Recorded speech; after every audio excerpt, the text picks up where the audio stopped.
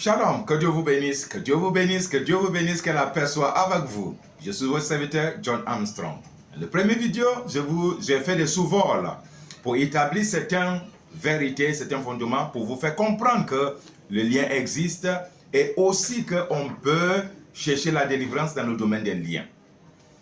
Nous avons déjà fait beaucoup de séminaires, beaucoup de conférences et beaucoup de veillées de prières ici dans cette nation en Côte d'Ivoire et aussi dans d'autres nations, pour aider des personnes à comprendre qu'en Christ, on a besoin de délivrance.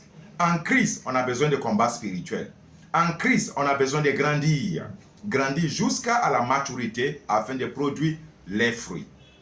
Le livre, la collection de livres que je tiens à main, c'est le livre, le thème portant sur les liens. La délivrance des liens. Mais bien aimé, quand nous parlons des liens, il y a deux domaines des liens. Il y a les liens positifs et les liens négatifs. Il y a les liens qui sont bénéfiques et aussi il y a des liens qui sont aussi destructifs. Dans cette collection, on va prendre la connaissance plutôt de beaucoup de choses qui pourront nous aider et nous conduire à l'épanouissement en Jésus-Christ pour que nous puissions accéder à la vie comblée que Christ nous a promis, qui est aussi une réalité. Chapitre 1, les liens. Qu'est-ce qu'un lien? Des larmes. Je parle maintenant des liens des larmes. Parce qu'il y a différents types de liens et dans les différents niveaux de liens que quelqu'un peut contracter des liens. Les liens sont faciles à établir, mais aussi parfois difficiles à briser. Un lien de larmes est une sorte de liaison ou attelage liant deux personnes dans le règne des larmes, au niveau de leurs âmes. Il lie les âmes l'un à l'autre. Cela peut être source de résultats bénéfiques ou source de résultats néfastes. Comme nous parlons des liens du mariage. Si les deux ont suivi les règles, ont suivi la loi établie, alors deux âmes-là sont unies maintenant au plan de Dieu et aussi qui est bénéfice pour les deux. Mais si ce n'est pas dans le cadre de mariage légal, les deux âmes maintenant qui viennent ensemble, ça c'est pour le malheur et la malchance. Car la Bible nous dit que les deux deviendront une seule chair. Alors, ici, je parle de liaison de l'âme. Quand quelqu'un tisse des liaisons d'âme avec plusieurs personnes, à travers plusieurs choses, je vais expliquer ça plus tard.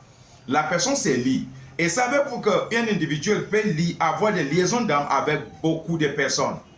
C'est la raison pour laquelle souvent, il y a certaines personnes d'un certain niveau dans leur vie qui ne se sentent pas bien dans les âmes. C'est parce que cette âme est attachée à plusieurs personnes qui peut causer aussi beaucoup de problèmes dans la vie de la personne. Imaginons un peu, le monsieur a eu des relations à plusieurs femmes dans sa vie et il devient chrétien. Alors, il accepte Jésus-Christ comme Seigneur Sauveur.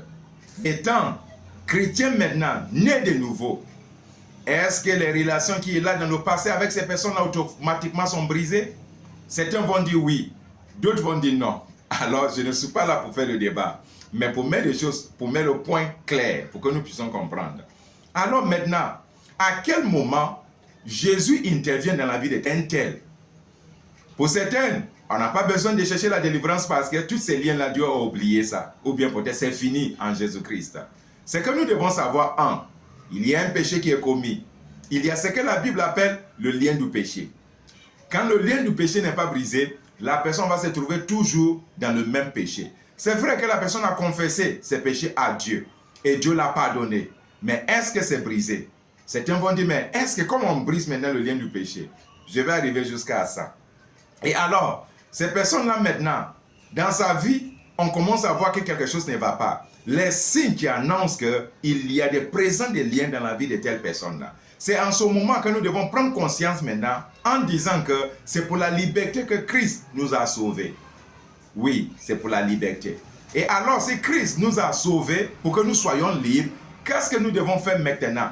Maintenant que je constate que les femmes que j'ai sorties avec elles dans le temps passé, j'ai commencé à sentir les influences.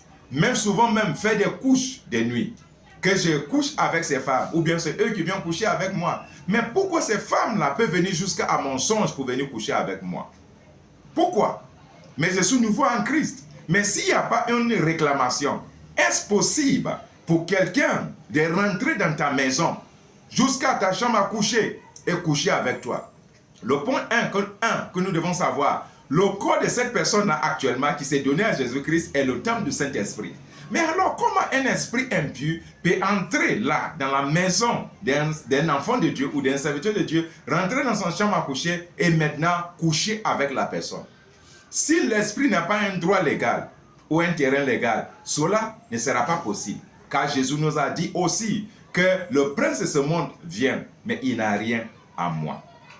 Alors, mais pourquoi maintenant les chrétiens, les enfants de Dieu ont ces problèmes-là, femmes comme hommes, ont ces problèmes? Il y a beaucoup qui ont traîné avec ces problèmes pendant longtemps, sans solution. Moi aussi qui vous parle, j'ai traîné avec ces problèmes-là pendant longtemps, jusqu'à ce que je commence à comprendre la vérité à travers les livres qui m'ont instruit, parce qu'en ce moment, il n'y a pas de séminaire qui explique ces choses en détail. Il n'y a pas des enseignements approfondis qui enseignent ces choses en détail. Comme aujourd'hui, nous pouvons parler de l'Internet, de YouTube, nous pouvons parler maintenant des gens qui font les vidéos sur ce domaine-là. En ce moment, il n'y en a pas. Mais comment parvenir à la délivrance? Et il y a beaucoup aussi qui ont déjà écouté, entendre des enseignements, mais qui n'arrivent pas à la délivrance. Il y a un problème là.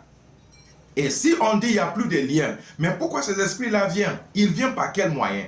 Savez-vous que le lien téléphonique permet que quand quelqu'un lance un appel ici, quand tu es en Amérique, tu as portable, c'est ton numéro qui est appelé, tu vas entendre, le portable va sonner et tu vas décrocher le portable. On appelle ça lien téléphonique.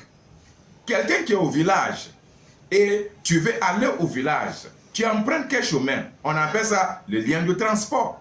Et tu peux te rendre l'endroit où la personne se trouve. Il y a beaucoup de liens et dans beaucoup des domaines que les gens ne comprennent pas. Il y a le lien du pensée, le lien de l'esprit, le lien émotionnel, le lien du corps. Il y en a beaucoup. Mais maintenant, quand on a des problèmes de liens, c'est dans quel niveau ce lien-là se trouve? Si on ne connaît pas, on va tourner en rond. Et les choses vont continuer toujours, ne fait qu'empirer. Bien-aimés, les liens sont vrais. Nous avons conduit beaucoup de personnes dans la délivrance. Et après la délivrance, les choses se sont stabilisées. Que Dieu vous bénisse, que la grâce de Dieu soit avec vous.